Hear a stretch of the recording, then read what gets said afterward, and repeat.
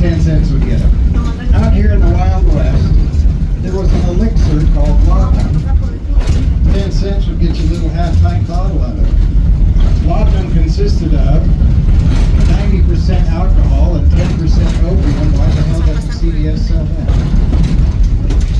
I would gladly wait in line for that 4-foot receipt as long as I could walk out with a laudanum. Here comes our second tunnel. Well, actually, this is our first real tunnel. This is tunnel number 4. That only confused me for about the first 5 years. Tunnel 4 is 417 feet long. It's one of 6 tunnels. Our longest tunnel is tunnel number 2, all the way down in American Flat. Here's a fun fact. 3 years ago, this became the home to a mama bobcat and 2 small cubs. Well, guess what? 3 years later, those small cubs aren't. Now they're huge. And the 3 of them still live in this tunnel. If you ever walk through this tunnel, and I highly recommend that you don't, you can see the places where they can just kind of tuck themselves in as we come and go all day long. You know why they never leave here? Because almost every day, little bunnies try and run through this tunnel. The bobcats never call Uber Eats for anything.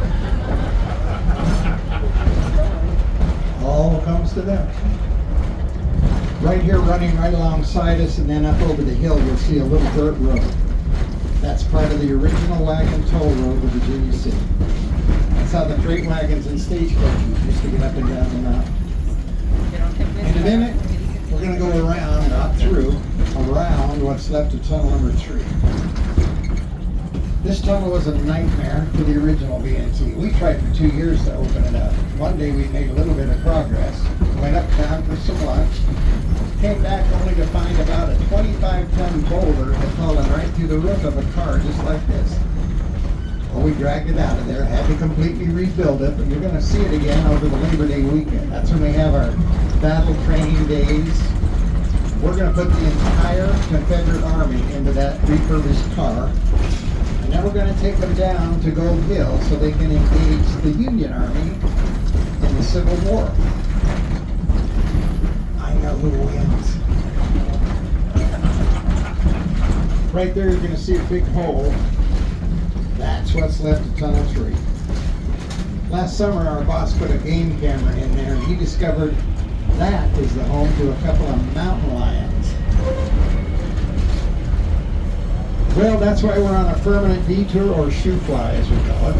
But the good news is, this shoe fly gets us right down into Gold Hill, and there's several prominent buildings down there. The first one you're going to notice is going to be the long, sloping steel roof of the Crown Point Mill. It sits directly under the Crown Point mine.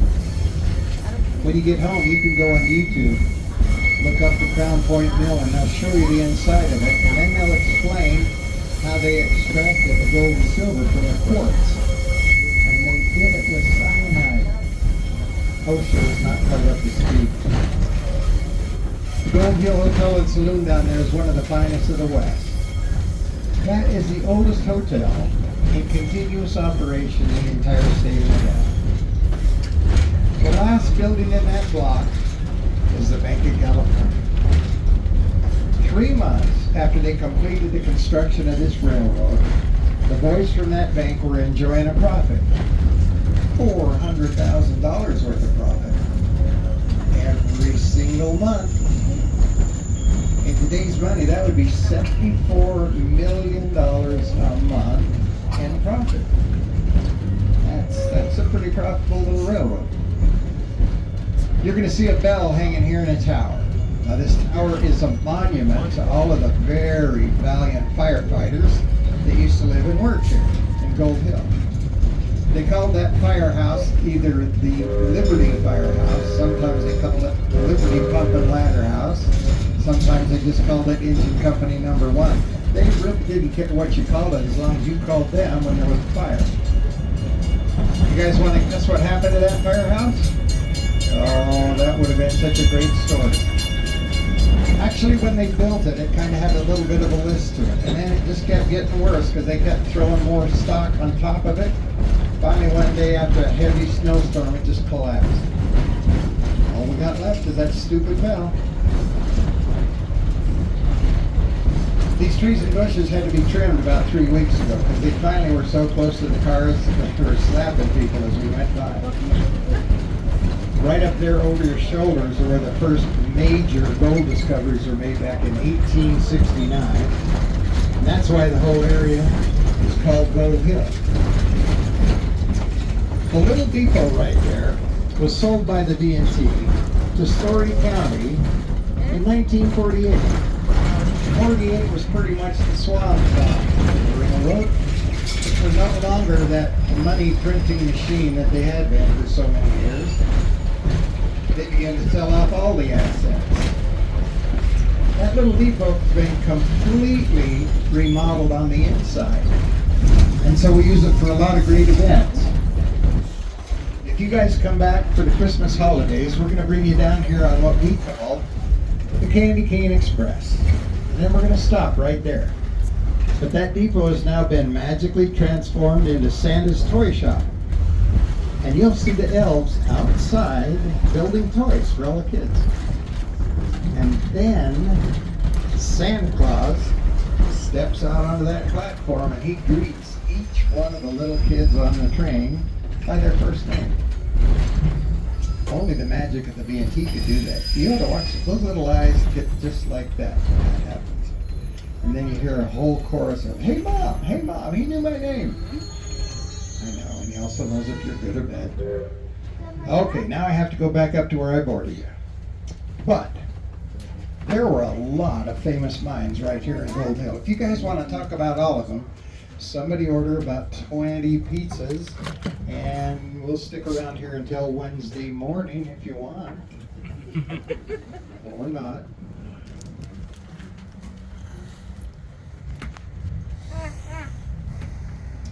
We just passed another famous mine.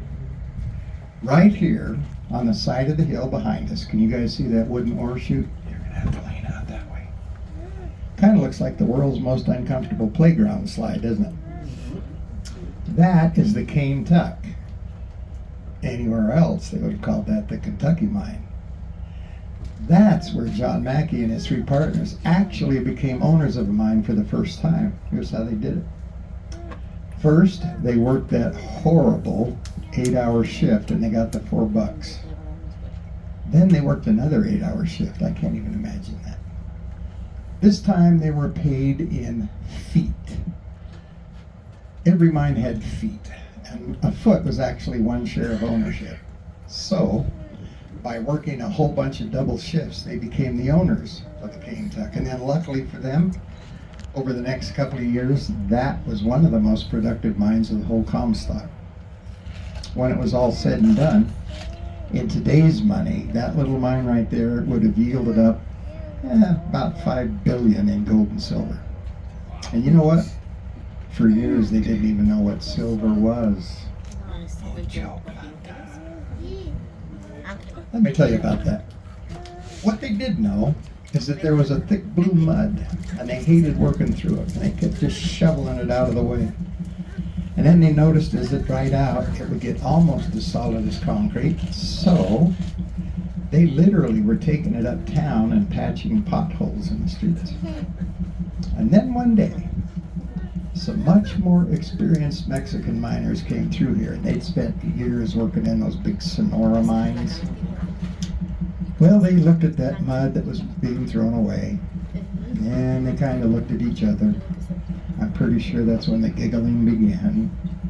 And then one of them finally pointed to it and said, "Mucho plata." Here's what that translates to, ready? Why are you morons throwing away that valuable silver ore? Right? Close. It's close to that. You know what happened late that night? Potholes began to reappear at about $500 a piece. The most famous mine, though, of Gold Hill is right down there. There's a structure down there, it kind of looks like it's been dipped in concrete. And it's got 2 big flywheel-looking things on the top of it. Those are actually part of the hoist mechanism. That's the Yellow Jacket mine.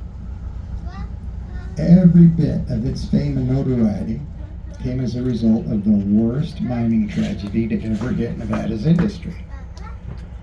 On the morning of April 7th, 1869, at 7 a.m., a fire broke out 800 feet below the surface.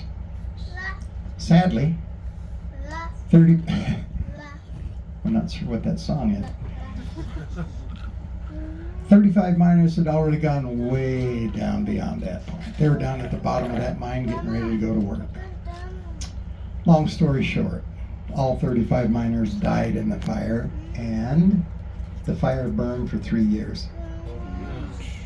When it was finally safe enough to go into the Yellow Jacket, of the 35 miners that had perished, they could only recover 26 bodies. And I tell that story 7 times a day, and every once in a while it strikes me just as sad as the first time I ever read about it. Sometimes I tell myself, you know what? You should probably save that story for those Christmas trains. Or maybe not. Wouldn't that be festive? E3 highball. Okay, my new friends from Missouri, I know what that's like. For the rest of you, if you lived anywhere in the western United States, it's probably been hot, right? It's been very hot here. Got too hot too quick. We had this same scenario 2 years ago. Too hot, too quick, too dry, too quick. 2 fires. The Lake Tahoe fire and the Lake Alamo fire. I gotta be honest. I had no idea lakes were flammable. But for almost 3 weeks, the smoke was so thick here, this is the truth, you couldn't see past these cars. I mean, it's horrible. And I felt real sorry for people. They couldn't see a thing that I was talking about. And I finally just started making stuff up. Hey, you know what? If the smoke wasn't there, I could show you exactly where that first unicorn farm was, right down there by that hotel. The scariest part is one day a couple of guys said, well, I'm going to come back, I want to see that. Okay. Last summer, for the first time ever, we had 4 wedding parties on the train. 2 of the couples took their vows right back here in the end of this car. The 3rd couple took their vows over there under those beautiful trees. Their family members were waiting for them there. One of them had a boombox, and so he started to play their song. So now that wedded couple had their first dance right there under those trees. The 4th couple had their first fight right out there in that car. Don't know what it was all about, but I do know they were completely surrounded by in-laws. How it goes. By the time we got them back uptown, they were just madly in love again. So, right there in that little hill in front of us, you're going to see a big hole that's all covered in soot. That is proof that steam locomotives would go through Tunnel 3. I collapsed on it. This is going to be the other end of it right here. It's going to come up very close to the west side of the cars. Had we been able to still go through this tunnel, it would have been 116 feet long. Our 2 most famous locomotives are steam, number 18 and the number 29. The 18, not too long ago, was sent to Hollywood to star in the movie Water for Elephants. Anybody remember that movie about the circus train? Yeah, it was a good movie. More recently, we sent the 29 and a couple of those green Pullman cars to Oklahoma to star in the Martin Scorsese movie Killers of the Flower Moon. You can watch that movie at home if you have Apple TV. Now if you don't, all you have to do is run out, buy a $1,500 iPhone, and they're going to give you Apple TV free for 3 whole months. I loved the movie, but I had the unfortunate circumstance of watching it debut in a theater in Carson City. And I say unfortunate because the movie is over 3 hours long. And at my age, I definitely have to have a remote to pause it every once in a while. That's the way to watch it. Right on your couch or your easy chair with the remote.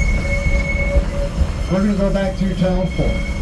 When we follow a steam locomotive through here, it's horrible. Number one, it gets really hot and smoky. Number two, it gets really hot and smoky. Last year I kept telling people, you know, the good thing about this pandemic is we all have a mask, so go ahead and put it on. One day there was a lady way in the back corner and she was frantically searching for the mask and she never did find it. At the very last second, in kind of a panic, she did what I'm going to call a Mardi Gras move. And that's why I started carrying these. In case it ever, I mean, you know, if it happens again, I'm going to be ready. You better believe I invited her back. You guys don't know what the Mardi Gras thing is?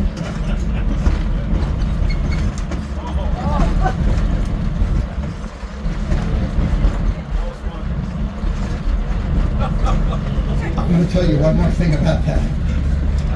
There are simply some days that are better than others on the BNT.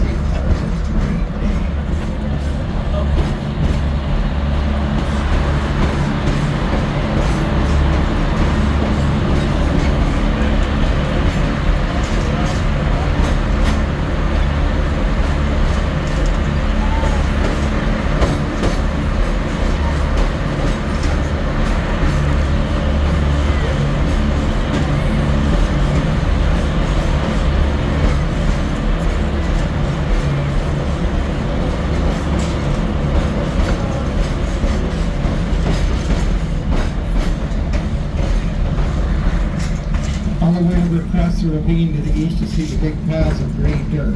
Those are the dumps from the Foreman mine. They ceased operations back in 1941 because of the outbreak of World War II. That is the mine they're trying to reopen. That's why there's a little bit of equipment up on the top of it. Early this spring, we watched them doing several helicopter surveys above that mine. They were using a technology called LIDAR. And what that actually allows them to do is see the various minerals that are still down in the mine and kind of the quantity of them. It's sort of like having a map to wealth. That's got to be a very expensive survey, so they're going to have to open it just to recover some of that money. Down the hill behind it, you can't see it, is where the Occidental mine was, and that had without a doubt the purest ore of all of the Comstock mines. There's another famous mine right up at the end of this ravine, and they named it after a stage actress. Her name was Emily Ward. So unfortunately, they called this the Ward Bullion Mine. Now I say unfortunately because they dug this mine every single day, 3.5 years, and they never found an ounce of any valuable ore, much less bullion. And the only reason they kept digging is so they could keep selling totally worthless mining stock at very elevated prices. Everybody did. It's the most popular game on the mountain. And sadly, there is no good way to put it. It was just outright stock fraud. And that fraud is what established the city of San Francisco and the Board of Exchange. Well, that exchange would create routinely millionaires and then destroy routinely millionaires because of all the fraud going on all over the Comstock. Right there is the Ward Bullion Mine. What looks like a stone wall out here is actually the foundation of the hoist or the head crane. When we go by, there's normally a couple of the friendliest people I've ever met out here waving at us, and they do it every single time. We make this trip 7 times, and so we go by here 14 times, and I don't care what they're working on. They stop and wave. See, that's how friendly they are. And it also gets them out of a lot of work. Yeah. They've got a mule over there. I think he's back in that shed. When they brought him up last summer, they told me he is 18 hands high. That means his shoulders are up here. That's how big that mule is. They bring him out here every once in a while and he walks up and down the right-of-way. They're kind of getting acclimated so he can do wagon rides later this fall. That'd be kind of cool. Coming back this direction opens up the most panoramic view we have. On the west side of our tracks up here, a little ways up the hill, you'll see a huge Victorian-style building. And that's the Fourth Ward School, one of the finest of the West, and the first one this side of the Mississippi River to have indoor plumbing. Directly in front of us, those two beautiful churches. The big one is the Catholic Church, St. Mary's of the Mountains. The little one below that is St. Paul's Episcopal Church. St. Mary's was destroyed during the Great Fire of 1875. They actually used it as a fire break to stop the fire. There was so much wealth up here that within 1 year, everything that had been lost in the fire, which is about a third of Virginia City, was completely rebuilt, including St. Mary's of the Mountains. When you go home, if you want to read something really weird, Google the Mad Monks of the 1950s. You're not going to believe what they started to do in that Catholic church. Now, when I said wealth, at the very height of the population, there were only 30,000 people living in Virginia City, but 195 of them were millionaires, more than any other city in the entire world. Some of them were, fraudulent millionaires, but other ones were legitimate mine owners and lucky miners. This was, without a doubt, the financial capital of the entire Western world for several years. Boy, did they know how to live. Up here on the hill above us, in just a second, there you see a big white sign, and it says, Collar Mine Tour. It's a great tour to take. Number one, it's a horizontal mine, so kind of like a tunnel. It's very cool in there on one day. Number two, you can actually go back in there 400 feet. If you're claustrophobic, I wouldn't take that tour. Is there a guy up there waving at us as we go by? No? Every time I want to make him famous, it's not there. Well, that's the guy that gives you the tour. The first thing he's going to offer you is a hard hat. Take it. If you're over 5 feet tall, you're going to be glad you did. Keyword of the day, every day, and that mine is done. Right over here where the fenced arena is where we're going to have our famous camel races again in September. Please, please don't bring your camels from home. We have plenty of them already arranged. Also, we're going to bring in the ostriches. We bring in the ostriches for little kids like you to ride. You want to ride an ostrich? Sure you do. Last summer we had 2 Australian emus. That is the goofiest looking animal when it runs. A couple of weeks ago, I had a cute young couple from Sydney, Australia. As they were getting off the train, the girl asked me if I'd ever seen an emu egg, and I said, I don't know. And she said, oh, you'll know. Emu eggs are between 12 and 15 inches tall. And then she told me, doesn't matter how you fix them, they always taste just like them. So now you know, don't ever eat an emu egg. You know what else they told me? They boil them, and then they carve them, kind of like you would, a pumpkin or a totem pole, but don't eat them. That little cone-shaped hill out there is called Sugarloaf. Uptown, they're going to tell you that begins a 100-mile view.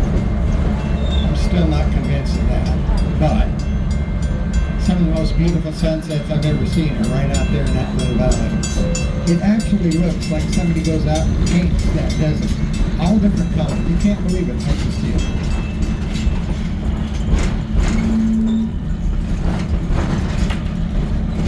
One of the last things I'll point out, up here on the hill, we're going to go by the back of the Mackey Mansion. It's a beautiful home still.